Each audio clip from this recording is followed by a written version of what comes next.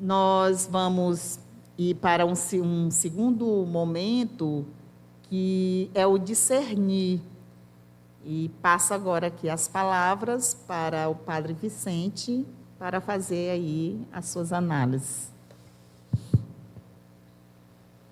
Uma boa noite a todos que se encontram aqui neste auditório, também aos internautas, aqueles que nos acompanham pelas redes sociais. Eu quero exteriorizar a minha alegria de poder estar com todos, né?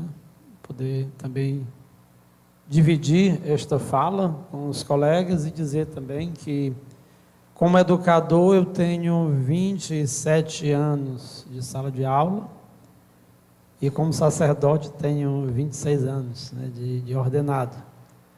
E sempre a nossa missão é educar. O professor falou muito bem sobre o verbo escutar, sobre essa dimensão. Eu gostaria de retomar somente uma questão de método, porque tradicionalmente as análises eram feitas a partir do método ver, julgar e agir.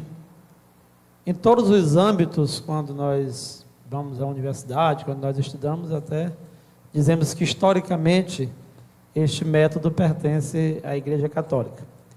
E por que será que agora há esta mudança de foco para o escutar, para o discernir e o agir muito mais enquanto proposições? Justamente porque nós não podemos ficar apenas numa dimensão do intelecto. O Jean Piaget já dizia há muito tempo que nós não podemos ou não devemos dicotomizar o sujeito epistêmico do sujeito psicológico, dizendo de uma outra forma, nós não podemos jamais desconsiderar que as pessoas que aprendem, elas também têm emoções, elas têm sentimentos, e conta muito tudo isso no processo docente educativo. Por isso, o Papa também trabalha essa dimensão muito mais da afetividade, né, no Pacto Educativo Global, da sensibilidade, como colocava muito bem o professor, uma pedagogia da estética, da sensibilidade, do coração, para se contrapor a uma pedagogia, não somente, eu diria, do silenciamento, mas a uma pedagogia da indiferença, que eu acho que é pior do que tudo. Ele fez aqui uma abordagem maravilhosa aqui nessa dimensão do ver, do escutar, mas Jesus já do seu tempo dizia, eles têm olhos, mas não veem, têm ouvidos, mas não ouvem, não escutam. Por isso que esta educação realmente deve ser integral, deve ser humanizante, humanizadora, e deve ser esta educação solidária, porque de nada adianta a pessoa ter todos os conteúdos na mente se ela não tem o mínimo de empenho, de compromisso. Uma educação que nós estamos querendo buscar e postular justamente esta educação que não está restrita apenas neste plano do individualismo, embora a pessoa seja o centro. Mas pessoa significa muito mais do que ser um indivíduo, alguém que tem uma consciência, alguém que tem uma liberdade para agir, para trabalhar, que tem responsabilidade, se contrapondo, sem dúvida, a uma educação que pode ser muito mais da obrigatoriedade, do dever, que não vai gerar o compromisso, que jamais vai gerar essa integração, este empenho em ser de fato um pacto. Esse é um pacto porque isso exige de nós compromissos, acordos e responsabilidades múltiplas. É importante dizermos isso, e ainda tomando o discurso anterior do professor João Carlos, quando o texto base faz essa diferença entre o ouvir e o escutar, porque o ouvir está muito neste plano do estímulo sensorial. Nós podemos ouvir. Posso falar aqui, dizer frases soltas em várias línguas, em tó, nome tu patros, cai tu yuca, tu pneus no reguio. Os professores aqui, os padres, os bispos que estudaram grego sabem o que eu estou dizendo, né? Mas você tem um toque, o estímulo chega ao ouvido, mas não tem um mínimo de significado. O Edgar Morin já dizia que é necessário transformar informação em conhecimento. Você vai pegar um jornal e vai lá nos classificados, tem um monte de coisa lá que não interessa. É informação. Até naquele tempo que a gente ficava no jornalzinho, esperando o nome da gente para saber se passou no vestibular, né? Ou na lista do rádio, um montão de nome e informação, mas quando sai o seu nome, o nome do seu filho, da pessoa que você conhece, aí é uma outra coisa, adquire sentido. Não só informação, porque a escutar está no plano da comunicação, diz muito bem o texto base, né? Da comunicação, da interação, da relação, isso é importantíssimo. E não só conhecimento, informação, conhecimento, mas sabedoria, que é o que nos propõe justamente este lema: falar com sabedoria, ensinar com amor. Falar com sabedoria, a sabedoria é o conhecimento que nos ajuda a sermos melhores, a sermos mais humanos, a nos entendermos dentro desta antropologia cristã como feitos à imagem e semelhança de Deus, à imagem e semelhança do Senhor. Eu fico feliz e gostaria de enfatizar isso pelo fato desta Assembleia estar aqui tão heterogênea, né? Nós temos professores, nós temos pessoas das comunidades, muito importantes as pessoas das comunidades, catequistas, líderes, né? A diretora da primeira greda regional, porque em todos os âmbitos nós estamos educando. Já de início, a professora Sueli falava muito bem que a educação não pertence apenas aos espaços formais, mas também aos espaços informais. E no Pacto Educativo Global, o Papa Francisco, ele diz muito bem isso. Ele diz que é importante a gente integrar os saberes que são da cabeça, saberes que são do coração e saberes que são das mãos. Essa educação passa por tudo isso. Pela cabeça, pelo intelecto, pela inteligência, pela teoria, pelos conteúdos, mas deve passar, sobretudo, pela sensibilidade do coração.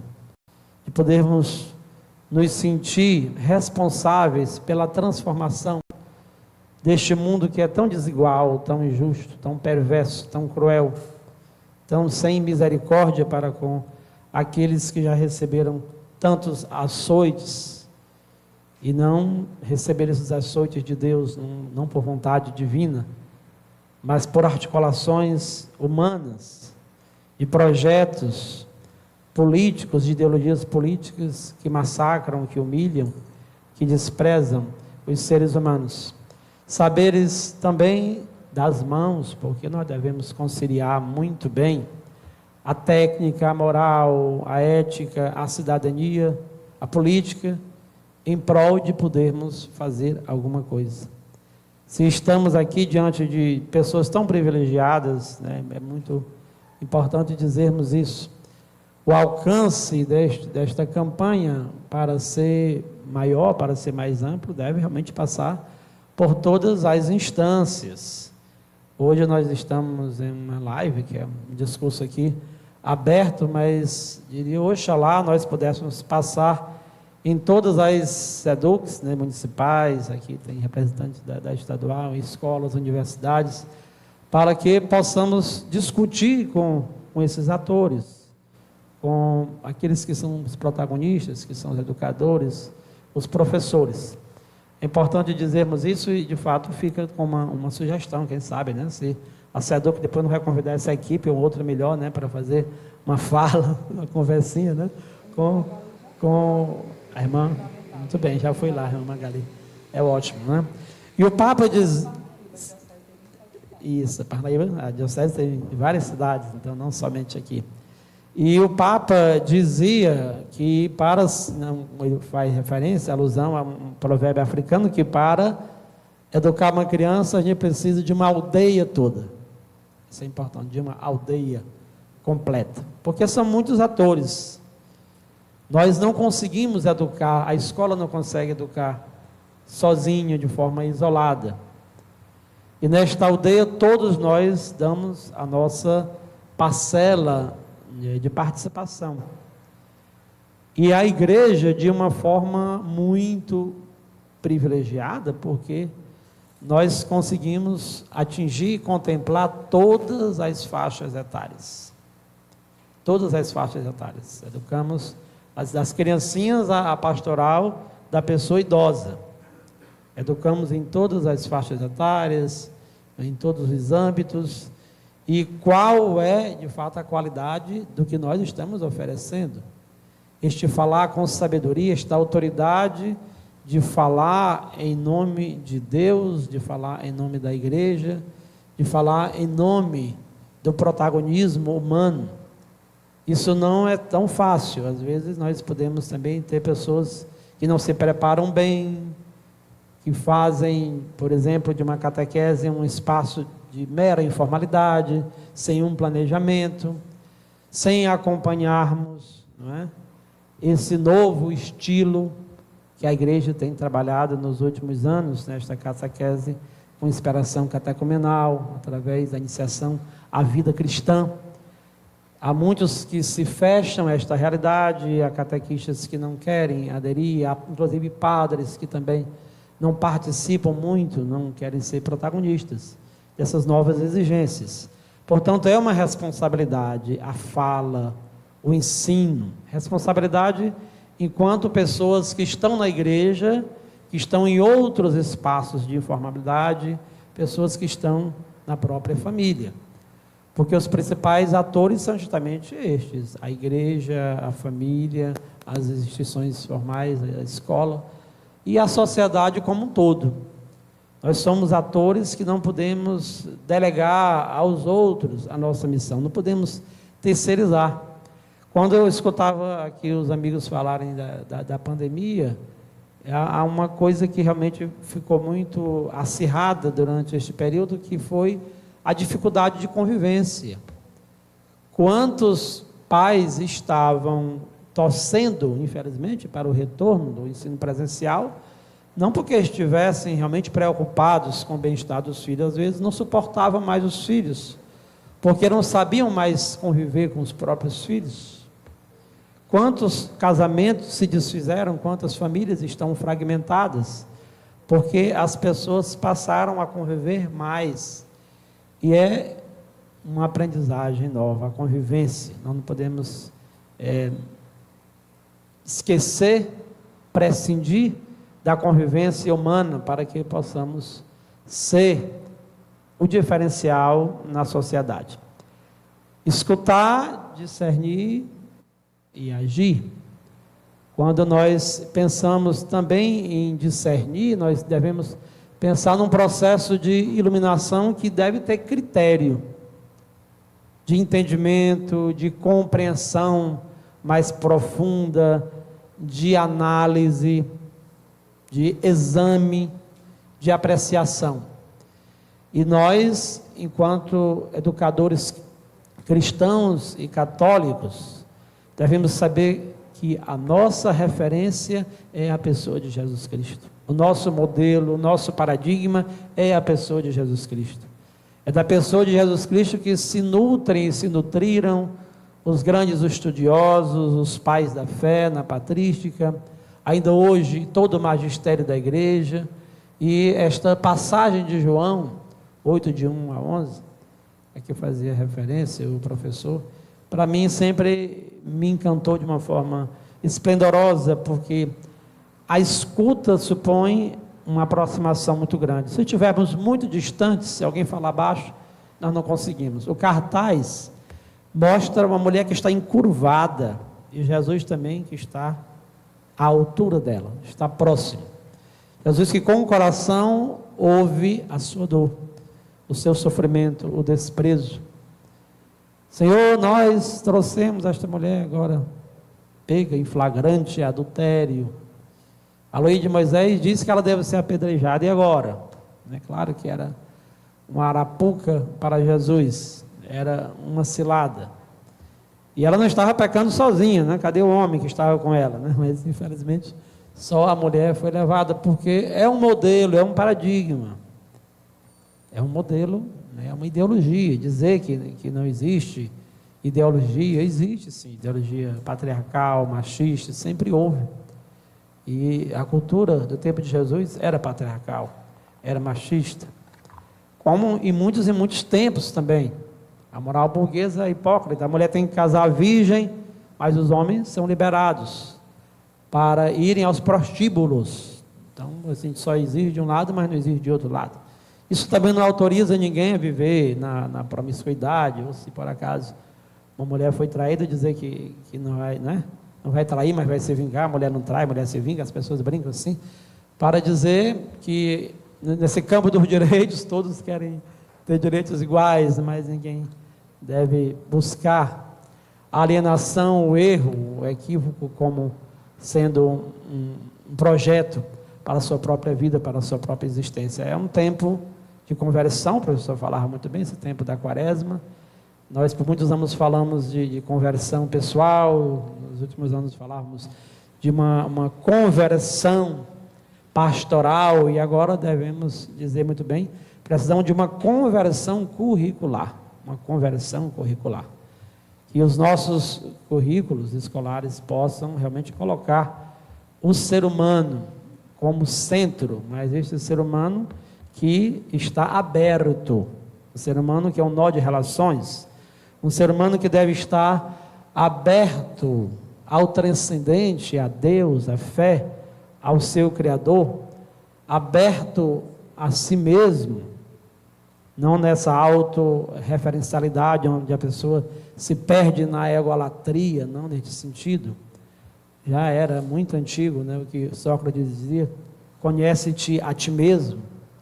É importante que nós nos conheçamos bem, abertos aos outros. A igreja propõe esta pedagogia também do diálogo, do encontro, abertos ao mundo, ao meio ambiente, ao planeta, às obras inteiras da criação, cuidar muito bem desta casa comum, que é o grande pedido que o Papa nos faz.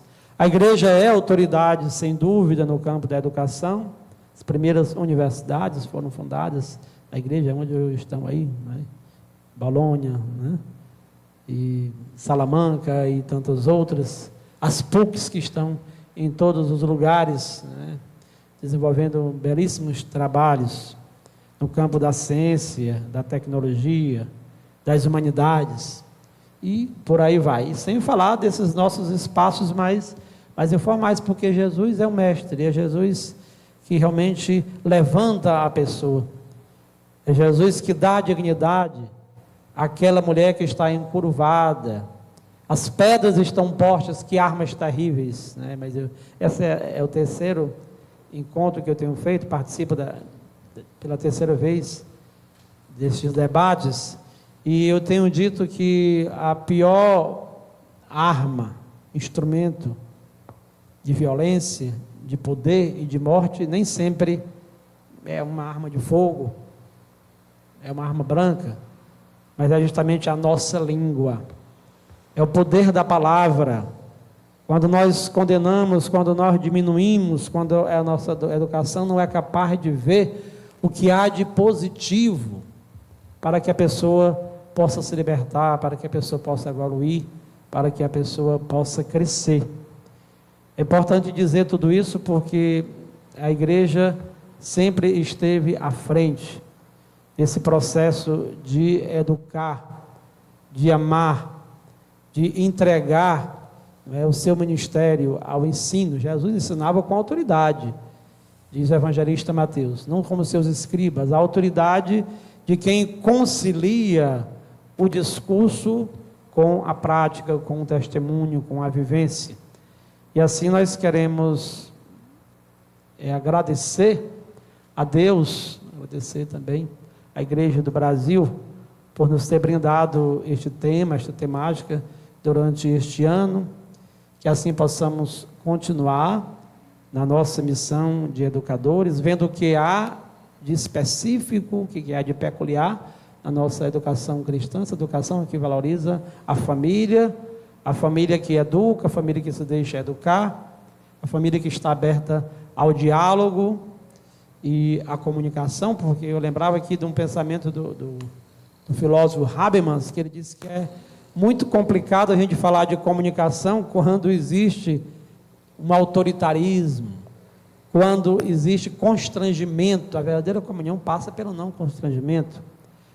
Quando as pessoas estão interpares, quando eu estou de igual para igual, mas eu vou dizer que vai haver comunicação, diálogo, quando há um distanciamento muito grande, quando eu me sirvo de uma autoridade, seja como padre, seja como professor, e coloco o meu aluno lá embaixo, e ele não tem voz, não tem capacidade de falar, porque eu não dou chance para isso, ou em qualquer outra instituição hierárquica.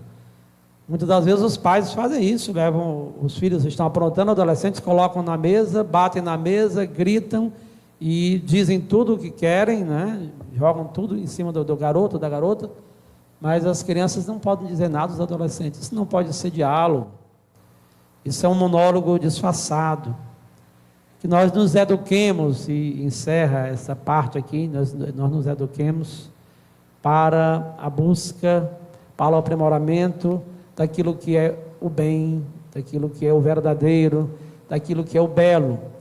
Se nós nos encantarmos por essas coisas, pelo bem, pela solidariedade, pela justiça, pelo diálogo, e se nós conseguirmos contaminar as gerações mais novas com todas essas coisas positivas, o mundo certamente será muito melhor. Muito obrigado.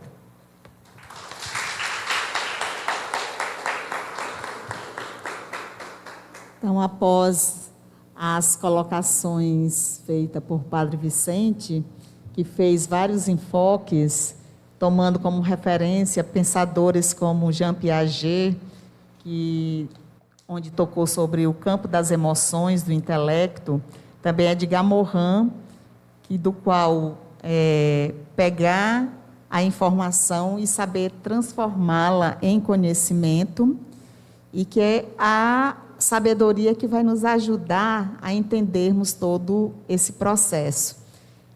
Destacou um pensamento trazido pelo Papa Francisco, que para educar uma criança precisa de uma aldeia total. E aí, nisso, só a escola não cumpriria esse papel, precisaria de outras instituições educadoras, como igreja, família, outras que formam uma grande rede de educação. Fez uma reflexão sobre o processo de retorno da educação em relação aos pais com seus filhos, e destacou, sobretudo, esse processo do saber escutar, né? Onde supõe aproximação, né, entre as pessoas. E trouxe a iluminação bíblica do texto de João, capítulo 8, de 1 a 11, sobre a samaritana, e que há a questão de um convite a perceber, né, para uma apreciação de mudança de vida, e, sobretudo, nós devemos nos posicionar para uma conversão curricular, ou seja, o modo como está organizado os modelos de currículos das instituições educativas. E aí ele também dá um enfoque sobre o pensamento socrático do conhecer a si mesmo, para que possamos estarmos abertos ao mundo, ao meio ambiente, à casa comum. E faz referência novamente que Jesus ele traz a dignidade à mulher, né, que está encurvada, com o que o cartaz traz para as nossas reflexões. Traz dignidade a esse projeto, né, em relação à mulher. E, nas suas considerações da sua fala, né, que a igreja ela sempre esteve à frente sobre o ato de educar, cumprindo essa missão de educadora.